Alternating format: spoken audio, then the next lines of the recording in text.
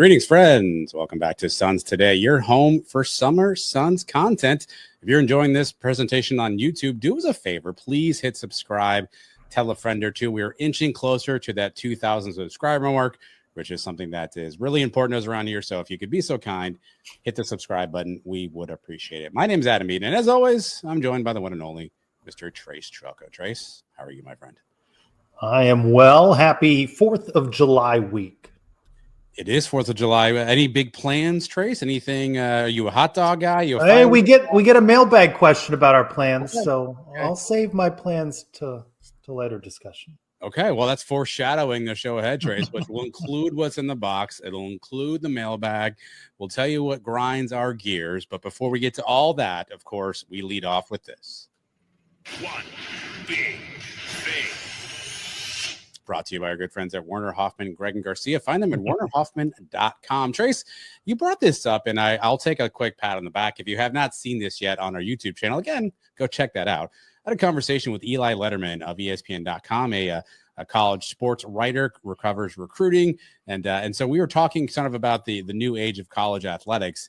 And I posed a question to him, Trace, that I'm curious to get your perspective on. Thinking about 2025 college athletics. Of these four things, what's most important for a school to have or to be good at in order to be successful? And you can define success in any way you want, but of these four things, rank these from least to most for me of what's most important. We have recruiting, we have coaching, we have facilities, and finally, we have money, which you can dictate as rev share or NIL. Trace. Of those four, what's important and least important in terms of success? Give me your order from worst to most. I was very clear in my mind as I was listening to you. Excellent interview. I was very clear on 4 and 1, and I'm kind of in the middle on 2 and 3. Number 4 for me, and it's funny how this athletics world has changed. Facilities. Facilities are 4th. I think you need presentable facilities. As someone who was at the initial groundbreaking for what we dubbed the Lazy River with Danny White as athletic director, the steel drum band, the soft white sand, the beach balls, that is now a practice field. It's the new practice field. It is not the Lazy River. I think you need presentable facilities. As I've had opportunity to travel across the Big 12, not all yet, UCF's facilities lag behind. But I don't remember students talking about that lately, that it is important to them. And I think you need presentable, safe facilities. 4th. To me, that's 4th. And are we going back and forth? You getting mine, or are you going to weigh in on yours? I'll go with my 4th as well. Also is going to be facilities, Trace, because when you think about facilities with the rest of the list, yes, the first day you walk into whatever school you're at, and there's a slip and slide from the second floor to the first floor, and there's a pizza bar, and somebody shines your shoes. That all seems well and good. But then you get in the facility, and maybe you're not playing. You don't like your coaches. You don't like the scheme. You're losing games. And guess what? That slip and slide becomes less important to you as some of those other things take more precedence. So while I think it's important, maybe in the recruiting game, to show off some of the shiny toys that your school may have, and it may get a kid to go, wow, we should look at this place. I don't think ultimately having the best facilities will guarantee you the most success in college athletics. So you and I are aligned on our 4 spot, both with facilities. What's after that, Trace? What's the third most important thing for you? I struggled with this, and I still am impacted by the Gus Malzahn era. So I have 3 as recruiting. You can have all these 4 and 5-star recruits, but if you don't know how to coach them up, then maybe it doesn't matter that you have them. I remember the George O'Leary era, certainly a different era for UCF, different level of conference. But with the right coaching, you can coach the guys up. So we may find in the Moneyball era for UCF that you're going to need a Scott Frost and staff to coach up a guy. George O'Leary was very successful getting those 3-star guys into the NFL and had success on the field. Intermittent success, up and down years, certainly for UCF. But I think the value of recruiting with the influx of the transfer portal, you got to hit right on some of these, right? And I'm not a big stars guy, but I'd rather have more 4 and 5-star guys than 2 and 3-star guys, even though I don't put a lot of stock in them, because a guy who might be 3 stars at UCF becomes 4 stars when he moves over to Georgia, for example. But if you don't have the right coaching, I don't know that the talent that you have on the field is simply enough. So I've got recruiting third. This is where we depart our alignment traits. I have coaching third on my list, and here's my logic. We have seen any number of kids leave coaches like a Nick Saban, like a Kirby Smart, to go to other schools. So yes, I think coaching will get you success, and obviously when you have good coaches, you can maybe develop players. But I question whether or not players will stay around for coaches. Coaches move so much these days. The assistants leave, and players want to follow that coach someplace else as well. So I think coaching is good in the moment, but it's only as good as the happiness level of the player. Is he playing? Is there enough? Is there enough minutes? Is there a future there? Is potential? You see coaches leave all the time to go someplace else. Players follow them sometimes. Sometimes they don't. But if players are going to leave a guy like Nick Saban, I got to believe at some point in time, coaching isn't as important as we think it is. Now, I think maybe if you had asked me this question in 2022 or 2021, I may have had coaching higher on my list. But I think where we are in 2025, I think kids will enjoy coaches while they're there, but I think they'll follow other coaches, they'll move stuff around, and they'll go places to leave a coach if they're not happy. So I think while coaching is important, I don't think it guarantees you success in this day and age. I have coaching 3 on my important list. Not so fast, my friend. Number 2 on my list is coaching. I think that we have bought into the return of Scott Frost in large part because we hope that he changes the culture, that he coaches these guys up. We saw what happened in the 2016-17 era, took some chances on some kids that were not highly sought after at other places, developed them into the stars that we know and adore in UCF and Knight Nation now. I think that for UCF to have success, at least in the first season, second season of Scott Frost, I'm going to need to coach these kids up, going to have to create that culture.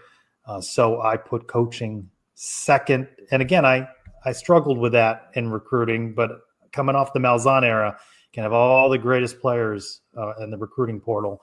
But if you can't coach them and develop them, then it might not matter. This was a tough one because I was trying to decide between 2 and 1. So I didn't have as much challenge in my mind between 3 and 2. It was more 2 and 1.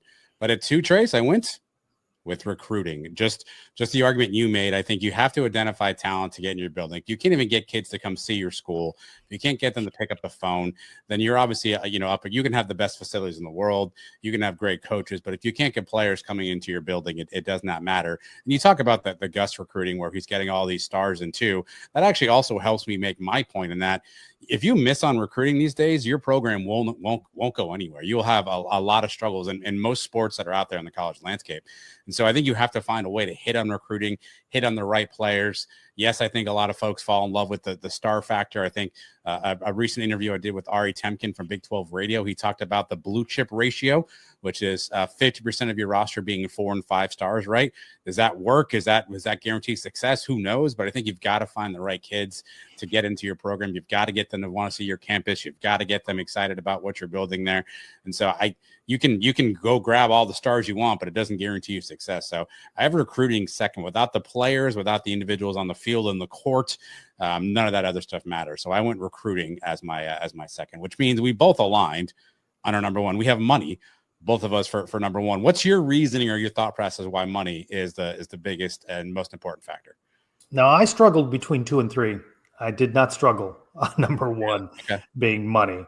Money solves a lot of your problems. And if UCF has more money, then maybe Scott Frost isn't the head coach. If UCF has more money, then maybe some of the kids that are on this roster are not on this roster. And so I think that dollars still matter and matter more than ever now with rev share, NIL, and all the like. And you see it with UCF getting this infusion of increased TV dollars more than it ever made in the AAC. Terry Modger telling us that, budget goes from $59 million his first year, some 4 years ago, to $121 million now.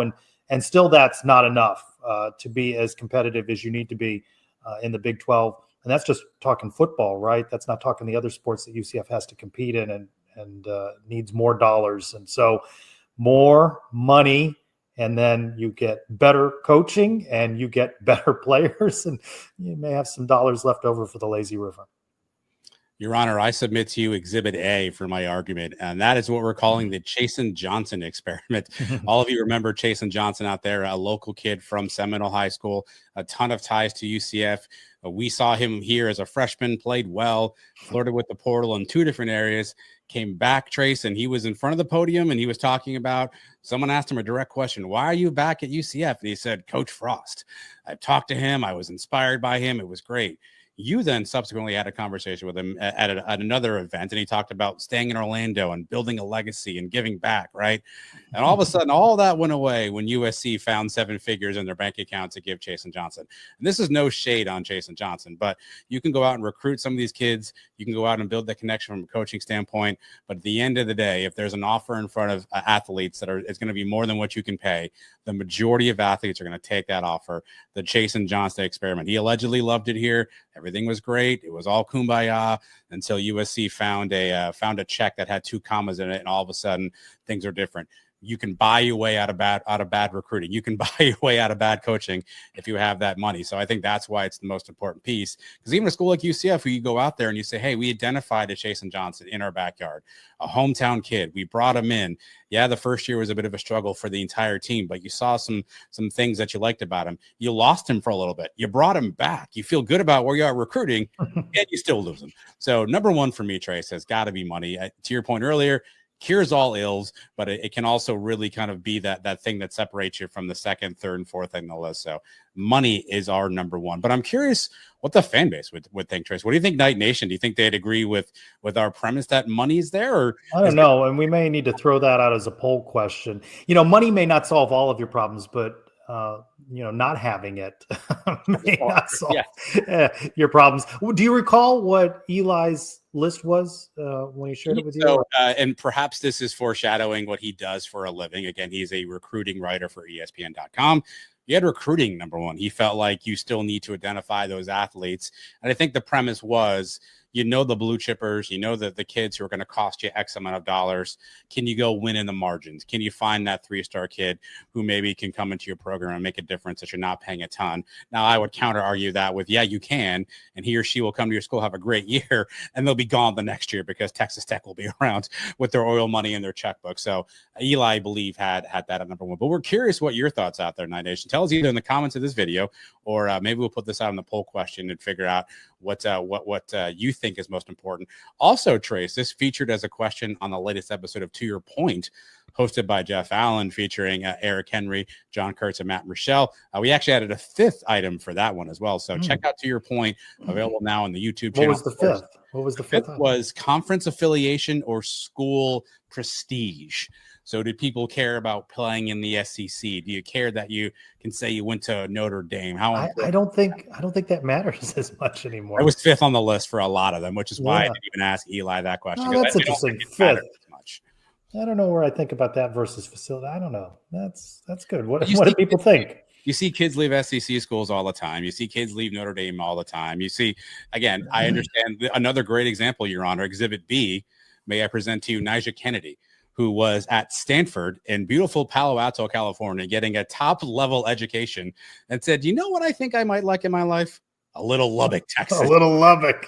And why did she go there? Obviously, there's a lot of NIL involved. Again, no shade at her. You get an opportunity to go for compensation that you like. You should do that. But if that just tells you, I think, how maybe a lot of athletes think, a prestigious Palo Alto, California school like Stanford to a Lubbock. If that doesn't tell you where people are at these days, I don't know. No shade on Lubbock, by the way. I love Lubbock. Never been to Lubbock. Not planning on going to Lubbock. But what I am planning on doing, Trace, is talking more about this. That really grinds my gears. Of course, that's brought to you by our good friends at Alumni Hall, Trace. We'll talk to them about that later on, but Alumni Hall is a spot where you can find some great UCF night gear. Trace, something is always grinding your gears. I know you. We were talking pre-show. You've got a lot of things, a lot of balls in the air, a lot of plates spinning there. A lot of grinding of gears out of UCF. So this was a long list I'm sure you chose from this evening, but what is grinding your gears at this moment in time? There are so many segues that have set this up, Adam. So much foreshadowing in the statements. I love what we've done. The Big 12 releasing its list of players that will be participating in Big 12 Media Days next week in Texas. And I stared at it and I looked at it and it annoyed me. Lee Hunter of the Texas Tech Red Raiders is going to be there representing his latest school. That just annoyed me. Not because I begrudge him that opportunity, but from all accounts, he really liked being at UCF. He wanted to stay at UCF, but that big Texas Tech oil money they're throwing around, he has to do what is right by him and his family. You cannot begrudge that. All of us that say otherwise are hypocrites. If we were 21, 22 years old and somebody waved around maybe upwards of $2 million, $1.5 million, $2 million, heck, I'd have been an FAU owl. They would have recruited me to go down there. So, but to interview Lee, I'm gonna have to talk to Lee. Yeah, that's just strange to me. That one grinds my gears. Yeah, I can see why that grinds your gears on the George O'Leary anger index. I'll give that 2 O'Learys. I don't love it, Ace, because I agree with you. Right, it's going to be super awkward to see him with a TT pin on his lapel there, talking about the great facilities, how he loves his coaches. But this happens, unfortunately, all the time in pro sports as well, right? A player leaves the team one year and is on a team the next year and loves that team, loves everything about the city and whatnot. So it is going to be super awkward. It is interesting. You would never have thought that you would have this opportunity to see somebody like a Lee Hunter wearing a different school's uniform and now to be representing that school at a pretty big event, by the way, Trace. Like, this isn't like he's at the podium after practice number 7. I mean, the school is trotting him out to be one of the faces and voices. Wasn't he at Big 12 Media Days? He was indeed last year. 11 months and 28 days ago, Lee Hunter was wearing I believe a nice white suit with a nice black lapel. What is he wearing this year? Who wore it better? Lee Hunter in the white suit for Texas Tech. Lee Hunter. I'll have to compare. We're going to have to find that out. And stay tuned to see if a question gets asked to Lee Hunter about the transition from Orlando to Lubbock. So that's what's grinding Trace's gears for me. That really grinds my gears. We were told this house settlement, Trace, is going to make things all better, right? We're all going to be okay. And you and I are talking here at the early part of June. July is when, all this thing kicks off. But I found this tweet today really interesting. It was by the CEO of a site called Open Doors, which is a clearinghouse where NIL deals are essentially worked through. And for those who don't know, with the new house settlement, there's a period of time of a cutoff. On July 1, all deals essentially have to, go back into this new clearinghouse. So a lot of deals were backdated to be able to funnel money in. Open Doors tweeted that they processed nearly $20 million in payments to college athletes on the 30th of June alone. One day trade. One day. Schools were getting all of these payments that they had promised all the athletes that they front loaded to be able to get in for a house. All of that stuff was paid. It's all out in the open. We all know we're breaking the rules here. We all know we're kind of skirting what's going on here. Officer, I wasn't speeding. I was just going fast. We're all playing this game right now. And it's just out there for everybody. It really grinds my gears. I know it's well within the right of what the situation is. I know it's quote unquote by the book and by the rules to do this, but there's letter of the law and there's spirit of the law. Mm-hmm. And the fact that we're bringing this out now and Open Doors is telling everybody how proud they are that $20 million of athlete payments changed hands on the 30th of June in one day. That's just that really grinds my gears. Trace, am I off base here? How do you rate this on the O'Leary index? 3 O'Learys. This is beyond NGE, not good enough. Yeah, that's 3. I also find it interesting, too, as a subplot to this, there was an article by CBS Sports, Florida State's contracts now with ref share have all these stipulations. There's fines involved. They can cut players without paying them. There's auto renewals. So again, we all thought we were going to be in the same level playing field, and we're already not. And this hasn't even started yet. So color me skeptical that this is ever going to really work out, Trace. And I think for everybody who thought maybe House would bring some glimmer of hope, it'll just lead to new things. One day, it's just new annoyances and new pains, and Is it going to be like a timeshare presentation up in Tallahassee? You have to sit through the presentation and read all the fine print. You might need to, Trace. But speaking of things that you read the fine print on.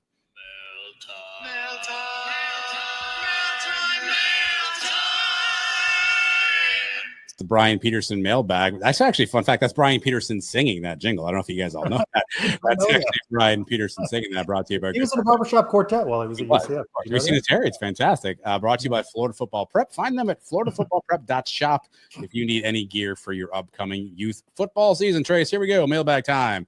at Spursy Knight wants to know right now, a month away from camp, Trace, who's QB1? Trace Telco, call it now. QB1 Spursy Knight wants to know. Dylan. Oh, no, he's not. him. Taven Jackson, until somebody shows me otherwise and wrestles the job away. I think it's going to be him. I don't think he will be the only one that plays, certainly, but I'm certainly hoping that it's not 4 quarterbacks who start games in 2025. Yeah, as Andrew Adelson said, if we get to there, we're in deep trouble. I also agree with you. It's probably Taven Jackson. To be a little different, I'll give, I guess, a bit of a percentage to Ja'Carri Brown. I think what we thought was a 4.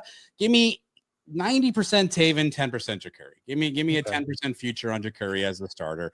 I think what we all thought was a 4-person race. I think it's down to a 2-person race. I think obviously with Dylan Risk leaving, Davia Belfort's going to come in. He's going to be behind in the playbook. He's not going to know the offense. I think that's going to disadvantage him. I think Cam Fancher is a really nice insurance piece. We saw he got injured late in spring practice. We haven't heard on his recovery time. So does that impact him at all? I think he's a really nice insurance piece, but I think it's between Taven Jackson, Ja'Carri Brown, and only Scott Frost. Hopefully Scott Frost knows, because if he doesn't know, I don't know who knows who the quarterback will be. Do you think he knows right now? I think he knows where he's leaning, right? I think he knows where he's leaning, and I think he's probably going to use my suspicion is he'd use fall camp to confirm what he thinks and make sure his eyes did not lie to him. And so I think he probably has a lean. But if that person, if it's Ja'Carri or Taven or Davy Belfort, whoever, if that person comes in and has a terrible fall camp, I think you could probably lose the job at this point if you're that guy. So Give me 90 Taven, 10% Ja'Carri. At Riley Carey 16 wants to know, Trace, do you think college baseball should get rid of midweek games, or should we all just suck it up and deal with it? Yeah, I don't understand why we would get rid of midweek games. I mean, there's the development of players that occurs. You can't just play conference games. And I do think you have to find the right balance on the schedule. I know Rich Wallace got blasted for the Siennas on the schedule. And I know that's an Eric Lopez talking point that you shouldn't schedule easier games, but I think you need the right mix of games. You also need to, as Cindy Ball Malone has shown with softball, build the right schedule that prepares you for postseason runs. I don't have any problem with it. And I think that by and large, they should be in-state games whenever possible. So, Stetson and Jacksonville, North Florida, the Gators, Miami, I'm fine with it. Yeah, I think it's a great opportunity to learn your team, right? Typically, you don't see your weekend starting rotation in those midweek games, so maybe you get to figure out. Well, at UCF, you never know who could be starting on a Tuesday. You get a chance maybe see some new bats in the lineup, so I think it gives you that opportunity. I guess the only negative would be, I mean, you're playing all these in-state schools, you're showcasing some of your talent for the NIL and transfer portal days, but I don't know how you hide that anyway. So I don't have an issue. Yeah, fair. I don't have an issue with it as long as you're not traveling to parts of the country that you don't need to travel to. I think that's where things get a little bit complicated. A frequent mailer at blackgold_ed. Trace, any truth to the rumor that Dylan Gabriel talked to Terry Mohajir and tried to persuade him not to hire Gus Malzahn? Any truth to that? I've seen this rumor. I don't know. But remember at the time, Dylan Gabriel, others very vocal in support of Jeff Lebby. So was it anti-Gus or was it pro-Lebby? And how many people were talking about Gus at the time of the hire? So I think it was a lot more Jeff Lebby talk. I don't know how much credence I put into it. And you certainly, if you're the athletic director, I mean, the athletic director is going to listen to who? Message board posters, social media cranks, players, donors. I mean, they got to listen to the donors, right? But at some point, you got to carve out who you are. I don't think Dylan Gabriel was dissuading Terry Mohajir from hiring Gus Malzahn. So I've heard this rumor for a long time, just like you have, and there is part of it I do think is true, and you just mentioned it. Dylan was very vocal about wanting to hire Jeff Lebby. Not alone in that. Do you construe that as he told Terry Mohajir not to hire Gus? I guess it's how you parse the wording on that. Neither one of us were there in the meeting between Terry and Dylan and Terry and Gus and Gus and Dylan. So I don't know that for a fact, but I think you can maybe see how that maybe is extrapolated. What I think is fascinating about this is 4 years later, how the tables have turned, because in 2021, when Dylan Gabriel was leaving, he was the the Antichrist, and Gus Malzahn was the savior of UCF football. And here we are in 2025, and everyone's like, you know what? Maybe Dylan wasn't so bad after all. He might have been right about this after all. Just how quickly Dylan flinging footballs inside the practice facility, hanging out back at UCF. He's taking pictures of socks, and everyone's kind showing of off his soft in their socks. opinion. I think it's funny how quickly that table turned. At UCF_Zach mentioned there's always seems to be buzz about the Big Ten and SEC breaking away from the NCAA. Would you want UCF to chase a spot in a new league like that, or find a niche in what's ever left over? Well, I don't think the Big Ten and the SEC are actively considering UCF, but I'll play along with it. I think that UCF has to commit to making the Big 12 a success. I do laugh now with the realignment shuffle again occurring. Texas State is in the Pac-12, Pac-10, Yes. Pac-8. I don't know what it is exactly. And I think it's funny that our friends over in Tampa still can't get in to a league, right? I mean, have you looked at this Pac-8? By the way, it's every state that you could find. It's Colorado State. It's Fresno State. I mean, Boise State, Texas State. Yes. Boise State, Texas State. Yes. How long has Texas State been playing football? UCF might get a challenge there on youngest to become a power. Are they a power? Is that a power conference? Boise State, Colorado State, Texas State, Fresno State. That's a power conference. I mean, typically now we hear a P4, and I think that's excluded the Pac-10 or Pac-12 or Pac-8. So I guess they've been excommunicated, at least by the folks who talk about this. But UCF ties there, by the way. GJ Kinney is the head coach at Texas State. I believe Ryan O'Keefe is on staff as a receivers coach or assistant coach of some sort. So some UCF ties there to Texas I'm State. fine with them being there, but is that a power conference? I would think not. What a strange configuration, by the way. You're in a Texas State with Oregon State and Washington State, and SMU is in the ACC. It's all nonsense. That's all crazy. It's been like this forever. At Emptiness 4 with a great question, Trace. Maybe the question of the week, as awarded by me each week. Wants to know, we always ask questions about UCF, athletics, things like that, but never about the host of the show, Trace. So how are you doing? How are you doing? Any plans for the 4th? As you watch this, I will be in Denver celebrating with family. My nephew's birthday is on the 4th of July. So it's, if you're going to pick a birthday on a holiday, I don't know how many of you have birthdays on a holiday. 4th of July is a pretty good one, right? Most people are off. You got barbecues, you've got fireworks. Good holiday birthday. And we've had a lot of fun through the years on his holiday birthday, especially when he was younger. He didn't know any better. He just thought the whole country celebrates his birthday. And we've done all sorts of different things. He has started, he's graduated, as you recall, in May. He has started a new job. Guess what? New guy at the workplace doesn't automatically get off on the holidays. So he's working, and we've still up in the air as to the plans, but I'll get to spend some time with the niece and the nephews and all of those activities. A lot of movie watching, pool time, and other assorted fun. So thank you, Michael, for asking. Yeah, very similar over here, actually. As some of you know, my nephew, who we sort of take an interest in and look after a little bit of time, he'll be here with us for 4th of July week, Trace. So we've got fireworks, we've got pools. I believe we have tickets already to see the F1 movie. I believe that's out this week with Brad Pitt and others. I think that's a pretty popular picture that's out there these days. I think we'll have an F1 showing. Some fireworks and whatnot, some hot dogs, some hamburgers. So the typical fare, but excited to have my nephew with us. Haven't seen him in person in about a year. We've done a lot of FaceTiming, but he's already grown like a weed. He's going to be 13 here coming up in a couple of months. So is he bigger than your son? He's taller than your son, right? On pictures, I believe he may be a bit taller than Aiden. So we'll see. We'll get him back to back there and see who wins the height challenge. But thanks for the question, Michael. Always appreciate the opportunity to talk about ourselves.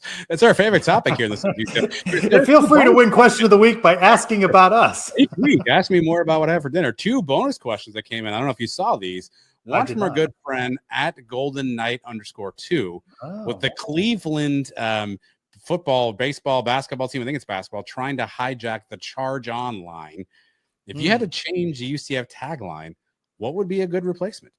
So I believe it's the Cleveland Charge. It's their G League basketball team. I think they went from Charge Up to Charge On, and obviously UCF fans found that on social media, and they were up in a tither tray. So if you had to replace Charge On, What do you got? Seinfeld's my favorite show. The character of Kramer says "giddy up" a lot, so I would throw a "giddy up" there. Does if we anybody were else have replacing "giddy Go up" Night then? Sergeant? I don't know. Hmm. Giddy up. I think a lot of people, channeling my inner JP Gilbert, maybe something Citronaut related, right? No. Squeeze on. I don't know what it would be No. there.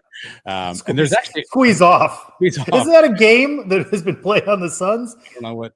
Probably yes. You played Charge On, Charge Off. You've not played Squeeze On. Squeeze off. Coming soon to Around the Kingdom silly game near you. One last bonus question, Trace. This one from our good friends at Sons of UCF, Trace Strelko.